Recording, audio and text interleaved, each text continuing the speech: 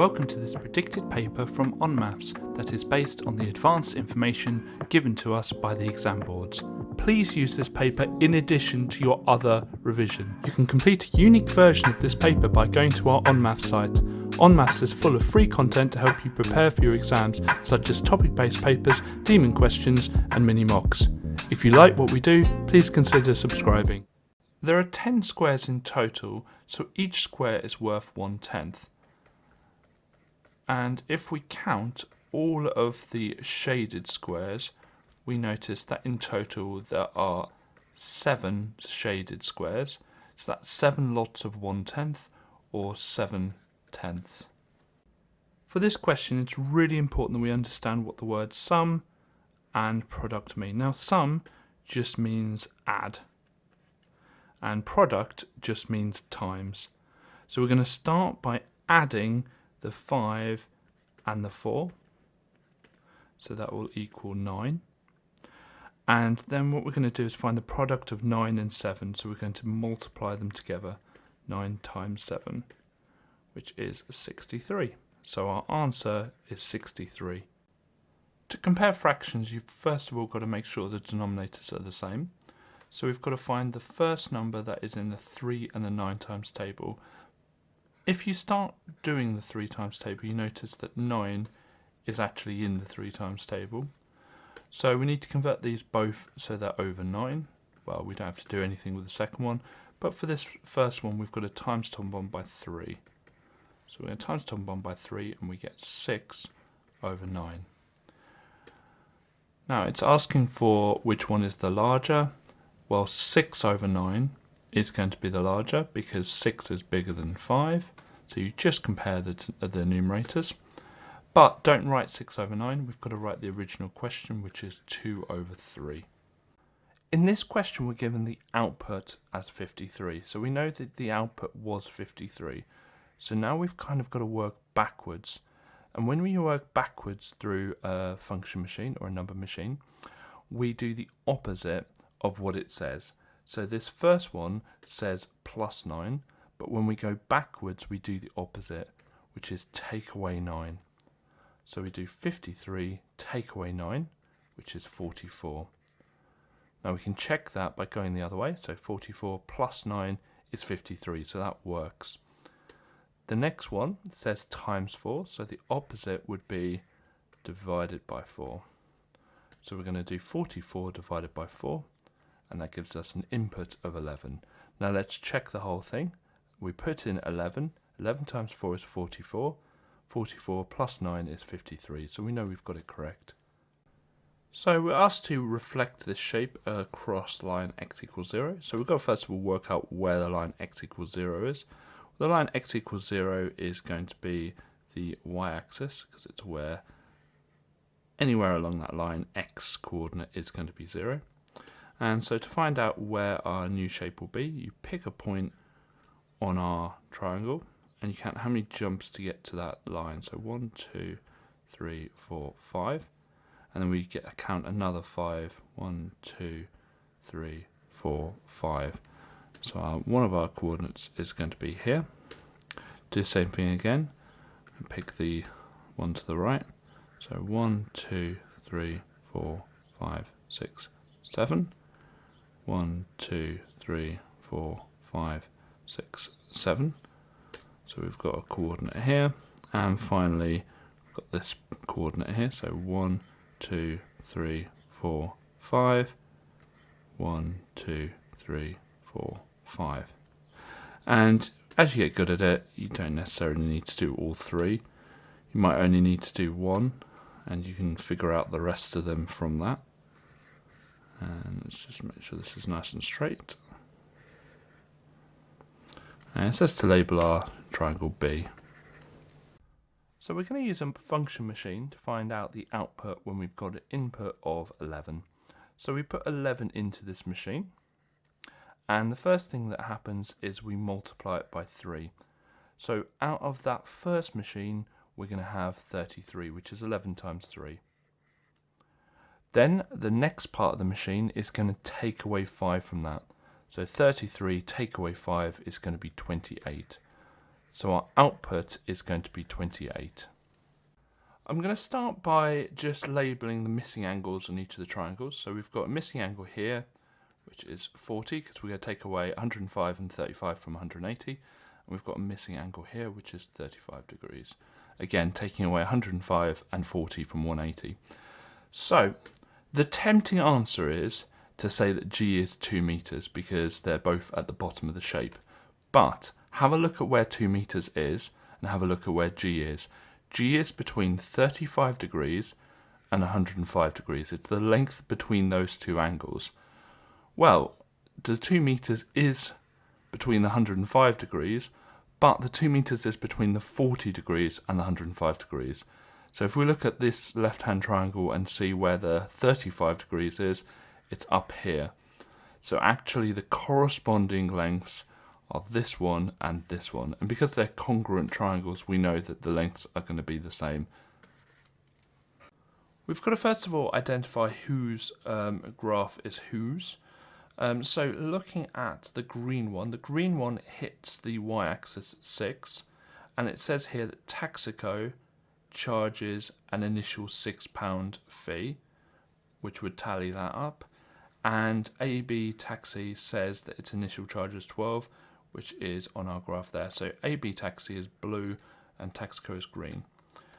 Now it says which is the cheapest to travel 20 miles. So what we're going to do is go to 20 and draw a line up from 20.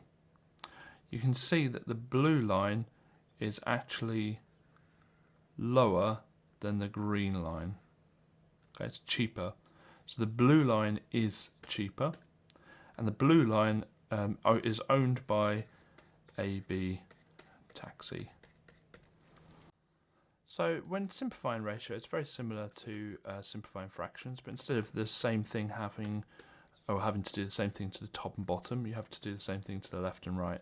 So I'm going to start here by dividing both sides by 100. So I notice they both have 2 zeros at the end.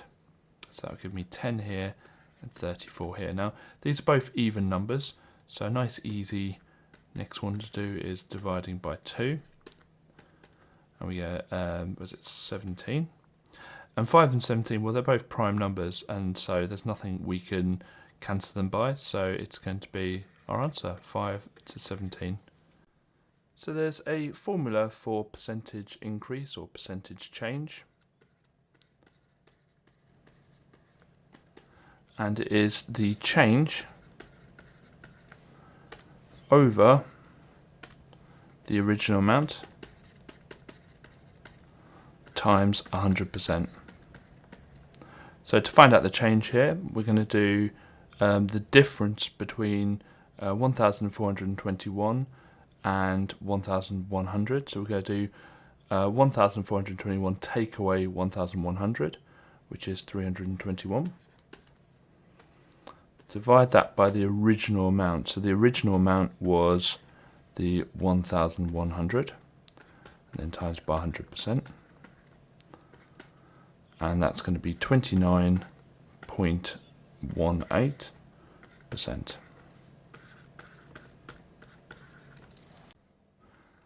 So we're going to track the amount of eggs to make the amount of, or to make each amount of omelette. So 5 eggs makes 17 omelettes. And we're just going to find out how much is required, how many eggs is required to make 1 omelette. So we divide that by 17, divide both sides by 17. And so 1 omelette would be 0.294 blah blah blah eggs. Next we want to see how many for 67 omelettes. And to get to 67 from 1, times 67, so do that to the amount of eggs, and we get 19.705 blah blah blah. Now you can't get 0.705 of an egg, we always round with eggs, and we always round upwards, because if you need 19.7, 19 won't be enough, so we need to pick 20 eggs. Going to first of all work out how many parts there are in total. So we've got James with 9 parts, 6 for Andy, and 7 for t. So in total we've got 9 plus 6 plus 7, which is 22 parts in total. And we're asked to find a fraction Tia receives. Now Tia is the last one, so she is receiving the 7 parts. So it's 7 out of 22. We need to first of all work out the theoretical probability. And to do that we do the successful outcomes over the total number of outcomes. So here we're asked it lands on a red is successful, so that's going to be 15 over the total amounts. That'd be 40 plus 30 plus 15, which is 85. Okay, now to find the expected amount, it's just the theoretical probability, which is 15 over 85, times the amount of trials, where it says it's spun 500 times. We just go times it by 500. And we get the answer of 88.235, blah, blah, blah. And we're always going to round that down. Okay, so if it's 88.9, we're always going to round it down to 88. Only when it gets to 89 do we write 89. So our answer is that we're expecting roughly 88. Whenever we're putting fractions, decimals and percentages in order, the best way of doing it is converting them all into decimals. So here we've got 0.8, which is already a decimal, so that's just going to be 0.8. Here we've got 9/10, so 9/10 is 0 in the units column and a 9 in the tenths column. 7 over 25, well, something we can do with that is just times top and bottom by 4, so we get 28 over 100. So it's going to be 0 in the units column, 2 in the tenths column, and 8 in the hundredths column. Next thing we're going to do is draw a little place value table. And so we've got units here, tenths and hundredths. So we've got 0.9, 0.28 and 0.8. And you can see here that looking at the tenths column, that 2 means that this 0.28 is the smallest. So 0.28 is 7 over 25, so that's our smallest. And it says it wants it in ascending order, which just basically means from smallest to biggest. Okay, looking at that, so we've dealt with that. The next smallest is that 8, so 0.8. So 0.8 will be our next smallest. And then the largest is that 0.9. Now 0.9 is 9 over 10. Now always make sure that if it's given in a fraction that you don't write the decimal in the answer. You want to make sure you write what the question had with it. In this question we've got euros and we've got pounds, and we're told that £1 is 2.23 euros. And we're trying to get to understand what 2,676 euros is in pounds. And we're going to do that by finding out what 1 euro is and then finding out how much 2,676 are. So to get from 2.23 to 1, we divide by 2.23, and we're going to do that on both sides. And when we do that, we get 0.448, blah, blah, blah. And then to get from 1 to 2,676, we go times by 2,676 on both sides.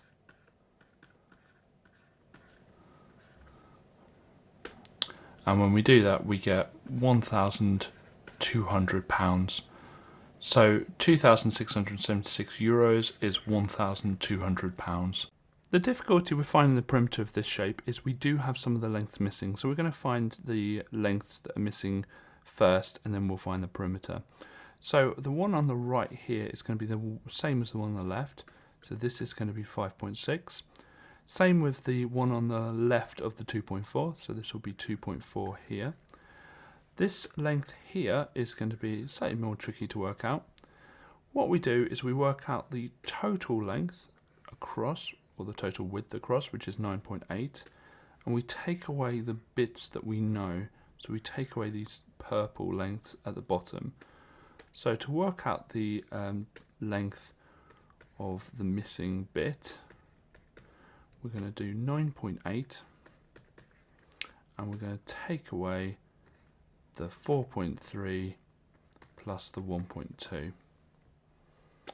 And then when we do that, we do 9.8, take away those bits, we get 4.3.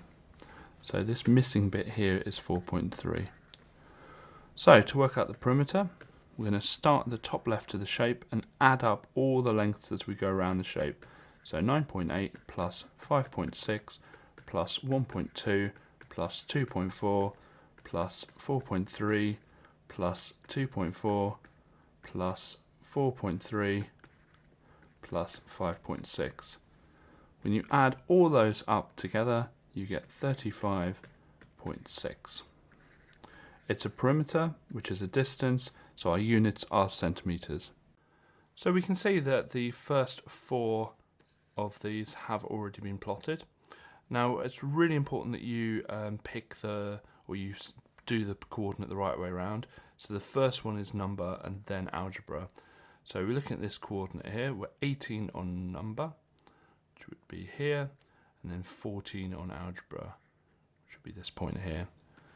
12 on both, so 12 and 12 would be here, and then 21 and 17, so 21 and 17 would be roughly there. So we can quickly draw a line of best fit for here, and it looks something like that.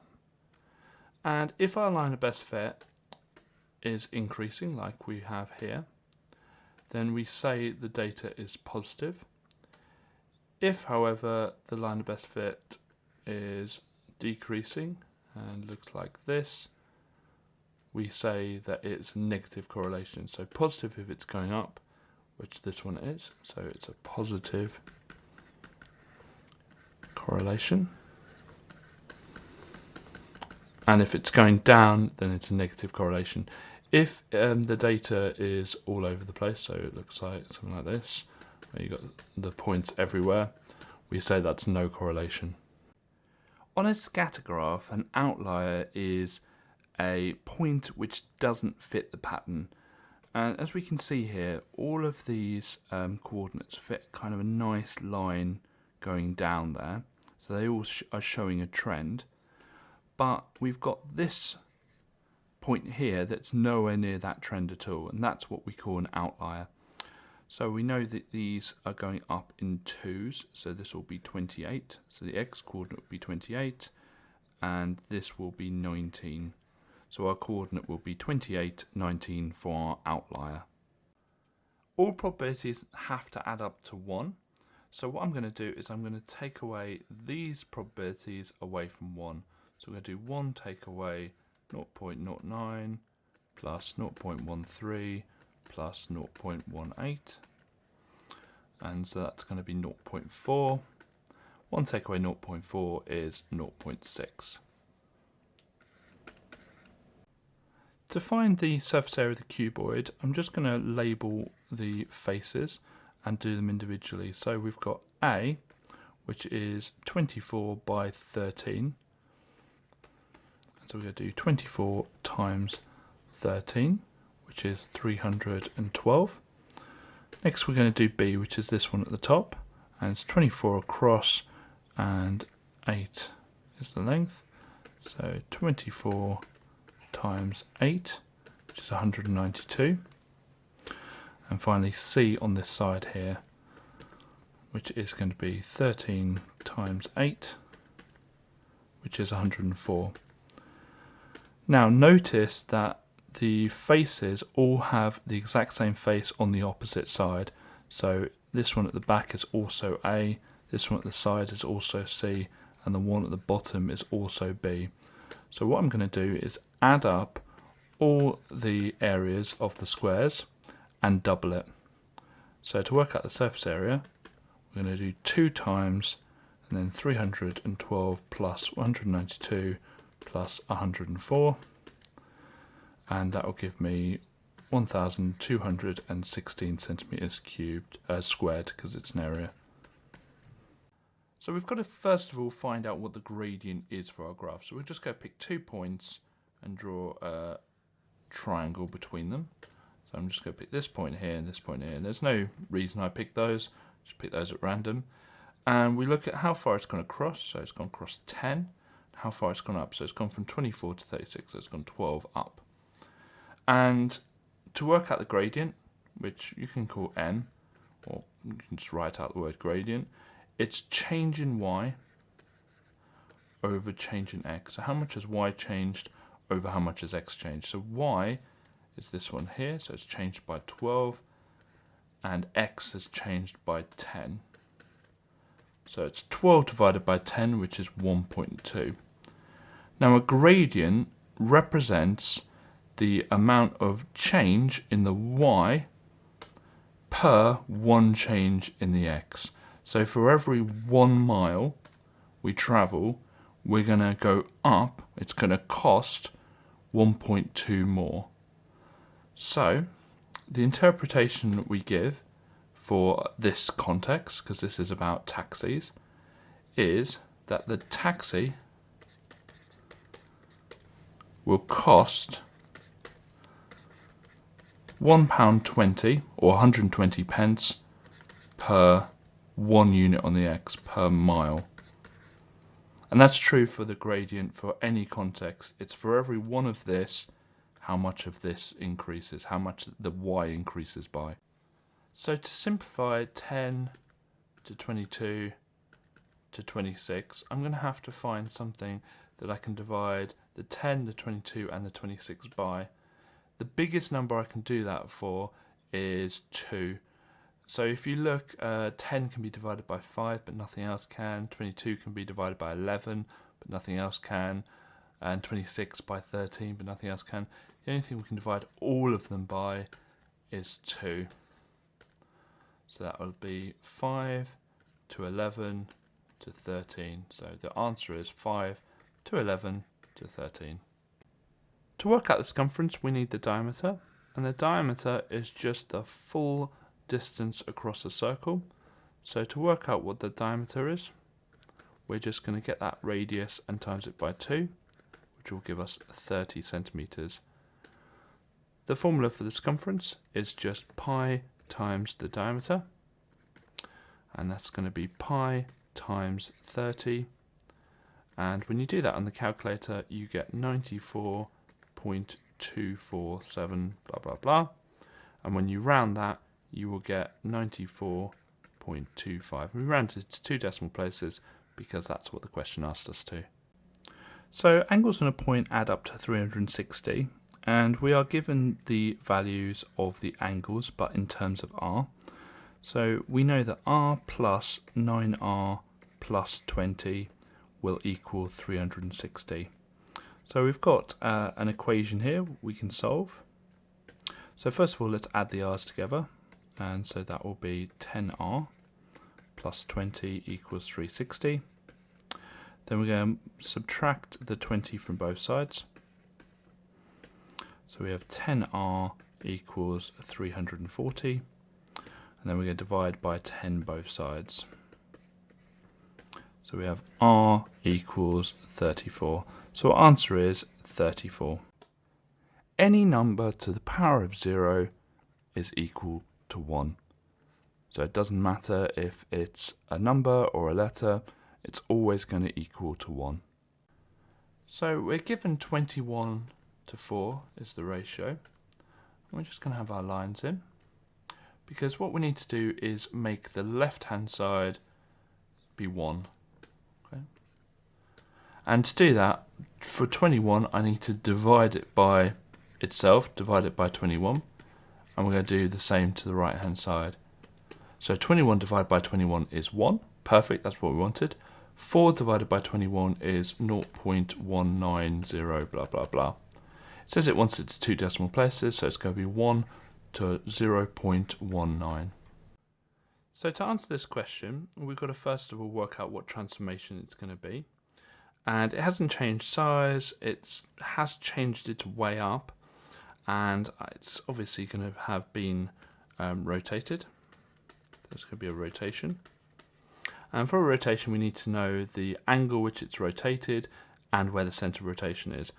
Well, it's obviously gone 90 degrees, it's gone a quarter turn, so it's 90 degrees, and it's gone that way, and so that's the same way as a clock goes, so that's a clockwise. And we need to find the center of rotation, so we need to find out where the center of the rotation is. So the way of doing that is just trace out the shape you've got. So trace out A. And it's going to look something like this. And trace it out. Just connect those bottom bits a little bit better. And trace it out. And what you've got to do is you've got to find out where on this page you put your pencil when you rotate it. And so you're just going to rotate it with putting your pencil somewhere. So you want to end up with it looking like this on the tracing paper, and you just with a bit of trial and error you'll realize that you can put your pencil here. So your pencil will go at 2, 2 to get from A to B. So our center of rotation is going to be 2, 2. So when we say y is directly proportional to x, what we mean is whenever x doubles, y will double. Whenever x halves, y will halve. Now, we've got this proportionality sign here, and to make that an equals, all we need to do is introduce a k constant to the right-hand side. So it's y equals something times x. Now, to find out what that something is, to find out what that constant is, what we're going to do is feed in the value of y and the value of x that we have. So we're going to feed those in. So y is 55.3 and x is 7. So it would be 7k. And we're just going to put our lines in and solve this. So it's going to be divide by 7 both sides. And 55.3 divided by 7 is 7.9. And that's what k is. So we're going to rewrite this equation here, this formula here, y equals 7.9x, and that is actually our answer. To prove triangle congruence, you're going to have one of 4 answers. You're either going to have RHS, SSS, angle, angle, side, or angle, side, angle, and the last one, side, angle, side. So those are our options. So we've got to figure out what we have in this question. Well, we have a right angle, so an angle or right angle.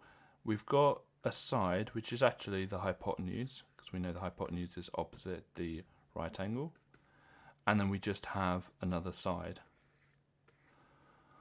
Now, it's not going to be SSS because we don't have 3 sides.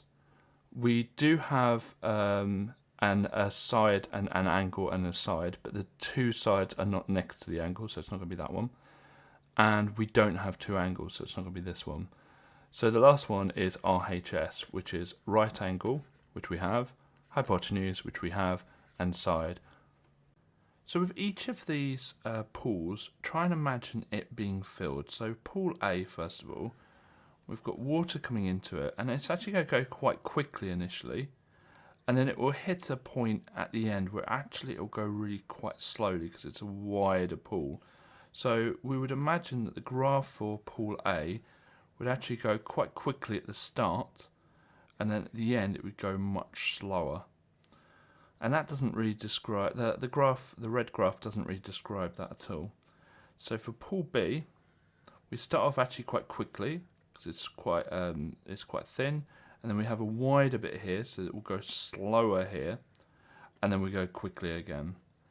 So we need a graph that starts off quite quickly, then goes slowly, and then goes quickly.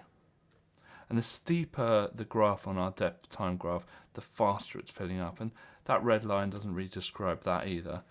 Pool C, however, we can see it goes slowly at the start. And then because it's thin, it will go quicker. So nice quickly. And then it will go slowly again. Well, that is a perfect description of the graph that we're given. So the graph we're given is definitely going to be for pool C. First thing I'm going to do is just draw the square out, and we know the length of it is 10x plus 10, but it is a square, so that's the same all the way around it. But we're also told that the perimeter is 440, so the perimeter is 440. So what we can do is we can work out the perimeter in algebra by multiplying 10x plus 10 by 4, or just adding up the 4 lengths that we've got. So we're going to do 4 times 10x plus 10. But we also know that that is going to be 440 because we're told in the question that the perimeter is 440. So put our lines in because we're going to solve, and we're just going to start by expanding the brackets, so that'll be 40x plus 40 equals 440. Then we're going to get rid of the plus 40 first, so take away 40 both sides. And so that would be 40x equals 400. And then we get rid of the 40 before the x, so we divide both sides by 40. And we've got x equals 10. So our answer is 10. When something is squared, you times it by itself. So another way of writing this is 6x to the power of 7 times 6x to the power of 7. The 6's can go together, and the x to the power of 7's can go together. And 6 times 6 is 36. And x to the power of 7 times x to the power of 7. When you times powers, you add them. So 7 plus 7 is 14. Something else you could have done is just squared the 6 to make 36. And one of the rules is that if you have a power on the inside of a bracket and a power on the outside of the bracket, you multiply them. So 7 times 2 is 14. So the first thing we're going to do is work out the area of the trapezium.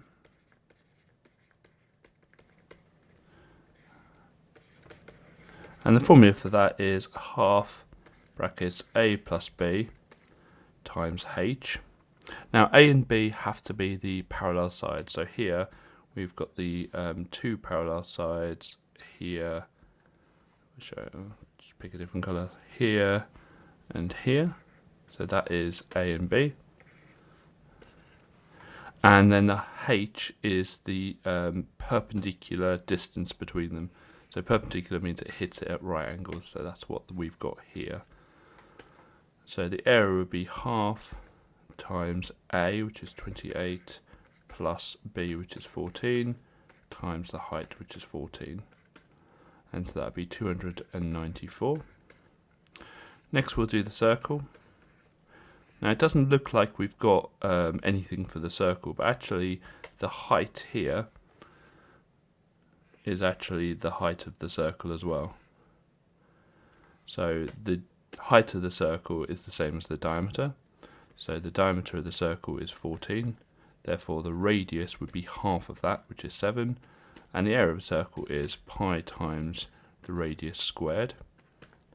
So it would be pi times 7 squared, which will be 153.938 blah blah blah. Now I'll keep that in my calculator, because next thing we'll do is the shaded area part, and it says we want to work out the area of the shaded region. So the area will be the total area, which will be the trapezium, take away the area that we don't want, which is this bit here, which will be the circle. So the trapezium's 294, the circle's 153.93 blah blah blah, and when you do that you get 140.061 blah blah blah. It says it wants it to 2 decimal places, so it would be 140.06. There is quite an easy way of doing this question, but I'm going to show you the long way and then we're going to work out what the quicker way is. So I'm going to pair up the a and the 1, which it suggests in the question. Then I'm going to work out the a and the 2 as a different combination, a3, a4, etc. Then I'm going to look at the b and do the same thing, b1, b2, b3, etc. Then I'm going to work out the c, so all the combinations with c. So how many combinations are there with A? Well, there's going to be 7 because there's 7 numbers. How many with B? Well, there's also going to be 7. And how many with C? Well, there's also going to be 7. So in total, there's going to be 7 plus 7 plus 7, which is 21. And the way I can work that out easily is work out how many combinations there are with spinner 1. Well, there's 3. How many combinations there are with spinner 2? 7. And we just times the 2 together. 3 times 7 is 21. To find the gradient, we use a simple formula, which is m equals the second y-coordinate take away the first y-coordinate over the second x-coordinate take away the first x-coordinate. So our second y-coordinate is 17, so it's going to be 17 take away the first one, which is 14, over the second x-coordinate, which is 60, take away the first one, which is 45. So that's going to be 3 over 15, and then cancel that down, will be 1 over 5. So our gradient is 1/5. This question seems a lot harder than it is. What I'm going to do is I'm going to start by rewriting the prime factors, but without the squared. So 2 times 3 times 3 times 5 times 5. I'm going to do the same with the other lists as well. So 2 times 2 times 3 times 11. Now I'm going to put these into a Venn diagram. And so I'm just going to draw out a Venn diagram and get my 2 circles, because we're going to have the 450 and the 132. So 450 is on the left hand side and 132 is on the right hand side. And we're going to start just filling out the Venn diagram. So they both have a 2 in them and they both have a 3, but 450 has a 3, a 5 and a 5. And 132 has that 2 and the 11. Now to find the lowest common multiple, what you do is you just multiply all these numbers together, and that will give you the lowest common multiple. So what we're going to do is we're going to do 3 times 5 times 5, which are the numbers on the left, times 2 times 3, which are the numbers in the middle, times 2 times 11. And when we do that, we get 9,900, and that's it. So our answer is 9,900. So here we're asked to factorise a quadratic, and we know it's a quadratic because it's got an x squared term, an x term, and a number term. And what we're going to do is we're going to be, first of all, putting 2 sets of brackets down with an x at the start of each. And what we're trying to find is what number goes here and what number goes here. So we're going to start by looking at this minus 45. And it's a special number because we're looking for 2 numbers that multiply together to make that minus 45. We're also going to look at this plus 12 here because we're looking for 2 numbers that add together to make that 12. So what we can do is write out the factors of minus 45. And so that's going to be minus 1 and 45, minus 3 and 15, minus 5 and 9, and then the same but the other way around. So 1 and minus 45, 3 and minus 15, and 5 and minus 9. Remember, we're looking for them to add together to make 12. So we look down the list here, which ones add together to make 12. This one here, minus 3 plus 15 is 12. So our answers will be minus 3 and plus 15, or the other way around. Integer just means whole number, so we're looking for all the whole numbers that satisfy these 2 inequalities. Well, the first inequality says that it has to be greater than 3. So the smallest number that is greater than 3 is 4. The second inequality says it has to be less than or equal to 8. So I'm just going to keep going until I get to a number that is less than or equal to 8. It can't be 9 because 9 is not less than or equal to 8. So our answer is 4, 5, 6, 7 and 8. There's a lot going on with this question, so I'm going to start off just having a look at the total amount of money.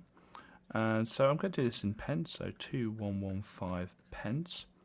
And if each merit point is worth 3 pence, then we can work out the amount of merit points by doing 2,115 divided by 3. So that gives us 705. So there's 705 merit points. Next, have a look at the question here, this part here, where it says James has X merit points. Sarah has 4 times as many points as James, so she's going to have 4x. Robert has 69 fewer merit points than James, so he's going to have x minus 69. And we know that that equals 705 because we've just worked that out. And this feels like a solving coming on. So we've got x plus 4x plus x, which is 6x. Minus 69 equals 705. And we're going to add 69 to both sides. So we've got 6x equals 774. Then we're going to divide 6 both sides. And so we've got x equals 129. So x equals 129. That means James has 129.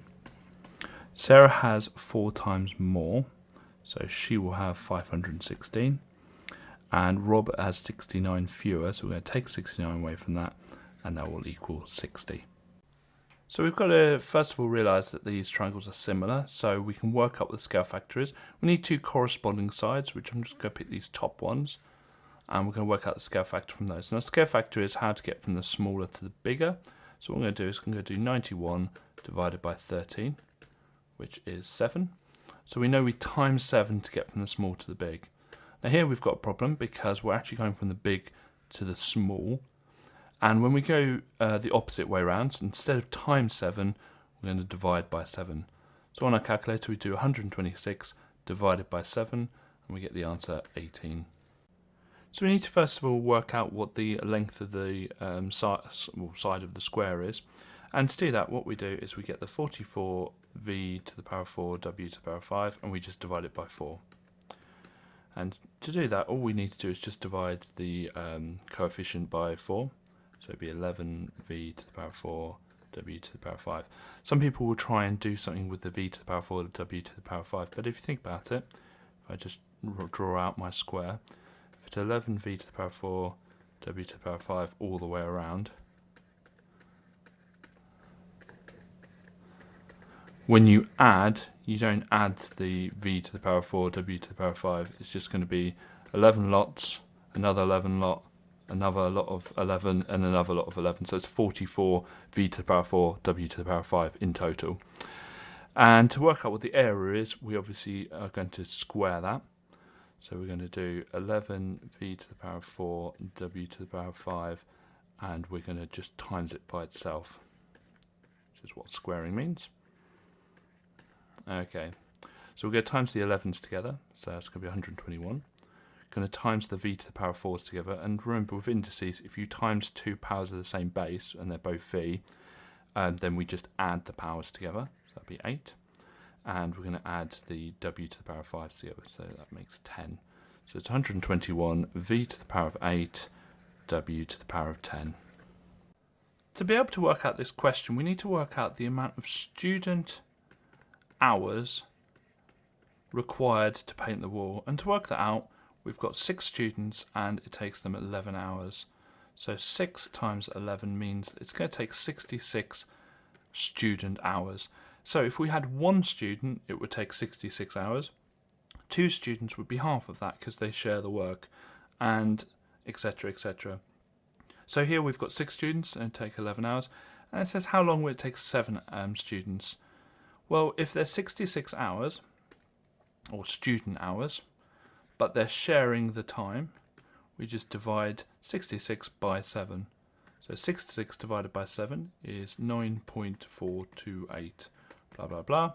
And it says it wants its 2 decimal places, so it will take them 9.43 hours. Now check this makes sense. We've got 6 students and it takes them 11 hours. So we'd think if we had more students helping to paint the wall, it would take less hours. So we've gone from 11 hours to about 9.5. So that sounds right. We're going to start off by just writing the decimal in the standard form, which is 4.3. And we're going to look at the power. Now, if the power is positive, it means the standard form number is a really big number. If it's negative, it means it's a very small number. And here it's negative, so we know it's a small number.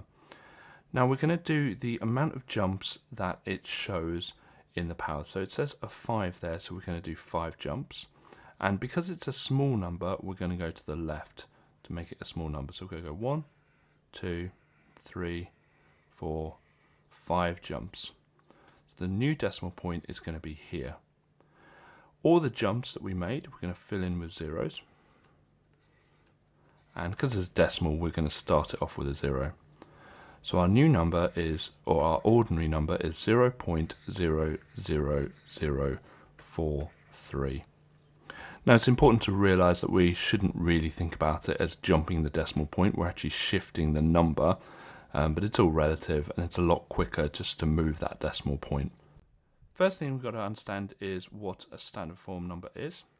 Standard form number is a number between 1 and 10, but not including 10, times 10 to the power of something else. So we've got to find out what these numbers are. So what I'm going to do is just copy down the number we've got. And there's 4 zeros, so 1, 2, 3, 4.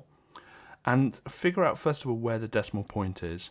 Decimal point's always at the end of the number if it's not shown. So we're just going to put that in for later on. So we've got to find out what our number between 1 and 10, but not including 10, is going to be. So I've got to put the decimal point somewhere in this number to make a number between 1 and 10, ignoring the zeros. So I'm going to put it here. 9.9, and that's going to be our standard form number, 9.9 times 10 to the power of something. Next thing I do is work out what the sign of the power is going to be, and it's dead easy. If it's a negative, it's a really small number, so 0 point something. If it's positive, it's a really big number. Well, we've got a big number here, so it's going to be positive. And the last thing I do is count the jumps between our original decimal point and our new decimal point. So 1, 2, 3, 4, 5. So there's 5 jumps, so it's going to be to the power of 5. There's a lot going on with this question, so what I'm going to do is I'm going to put in all of the time signs that we don't normally show. So we've got 10 times 12x times y to the power of 4 times 13 times x to the power of 4 times y to the power of 4. And I'm going to reorder these to put the numbers together, first of all. And with multiplying, it doesn't matter which way around you do it. So I'm not changing anything. I'm going to put the x's together. And I'm going to put the y's together. So, first thing to do is 9 times 13, which is just 117.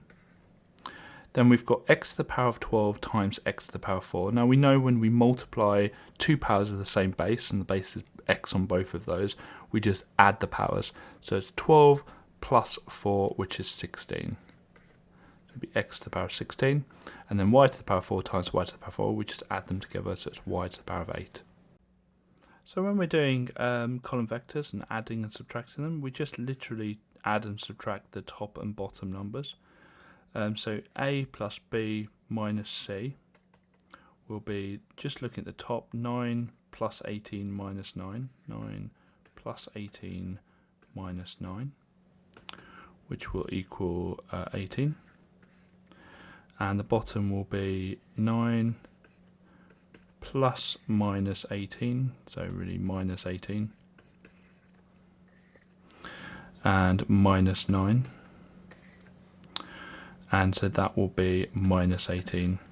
So our column vector will become 18 minus 18. Y is inversely proportional to x means that y is proportional to 1 over x. And I'm going to change that for an equal sign by timesing the right hand side by k. And k represents our constant. And we're told that when x is 5, y is 10.8. So I'm going to fill those in. I'm going to substitute those in to be able to find out what k is going to be. So it'll be k over 5. And we're going to be solving this. Let's get my lines in.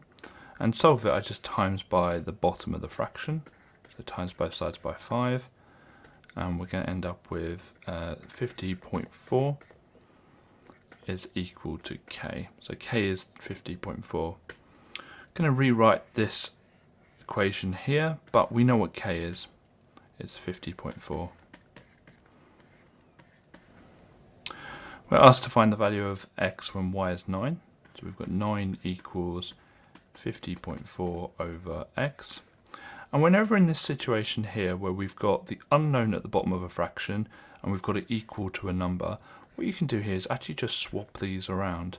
Effectively we're timesing both sides by x and dividing both sides by 9, but it does really help us out here because it just says that x is equal to 50.4 over 9. We can just do that on the calculator and it gives us 5.6. So I'm just going to write this question out just a bit bigger so we can see it a bit better. Okay, so we've got numbers and we've got letters. Let's focus on the numbers first. We've got 77 over 11. So 77 divided by 11 is just 7. So the answer will just be 7 with the numbers. And here we've got x to the power of 11 divided by x to the power of 6. When you divide powers of the same base, and they're both x, you take them away. So you do 11 take away 6, which is 5. When solving simultaneous equations graphically, if you draw the lines to both graphs, which we have done here, the solutions, or solution, because they're both linear, will just be where the two graphs cross. So this here will be our solution. So x is 2 and y is minus 4. So we're asked to find the vector 3a plus 2b. So we're going to start off by working out 3a. And so we just go times the top and bottom of a by 3. So that'd be 9 and 6. And to find 2b, we do exactly the same to the second one, but we're going to times it by 2. That'd be minus 2 and minus 4. And so to find 3a plus 2b, we're just going to add the tops together. So 9 plus minus 2. And add the bottoms together. So 6 plus minus 4. 9 plus minus 2 is 9 take away 2, which is 7. And 9 plus minus 4 is going to be 2. So the vector is going to be 7 and 2.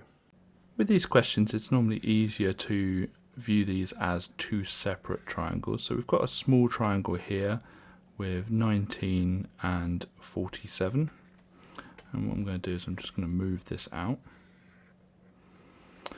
And we've got a bigger triangle here.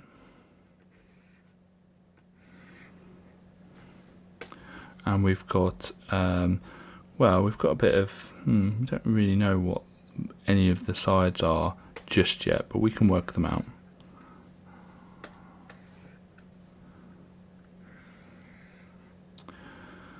Okay. Now we know that both of these triangles are similar, and the reason is they share an angle and the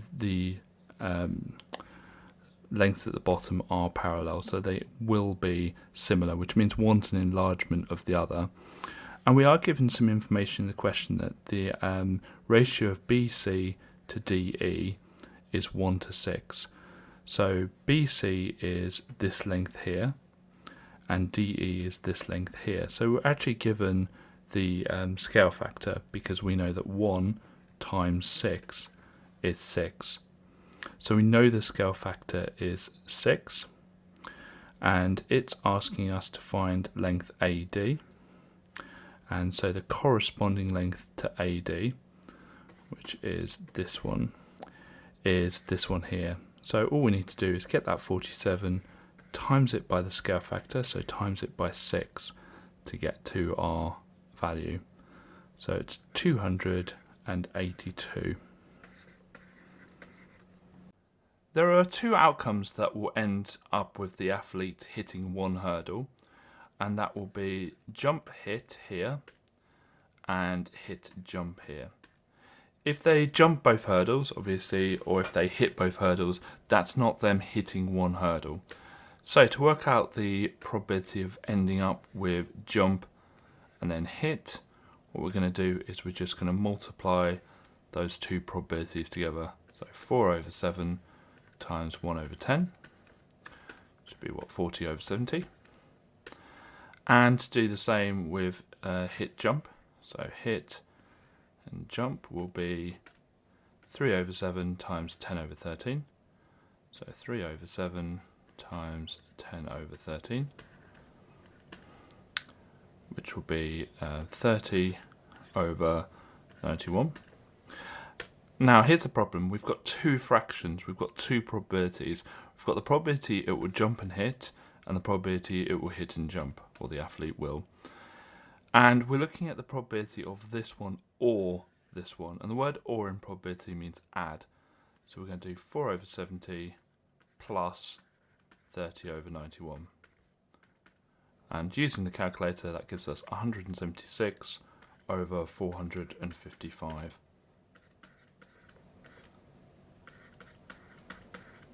You can complete a unique version of this paper by going to our onmaths site. onmaths is full of free content to help you prepare for your exams, such as topic-based papers, demon questions, and mini mocks. If you like what we do, please consider subscribing.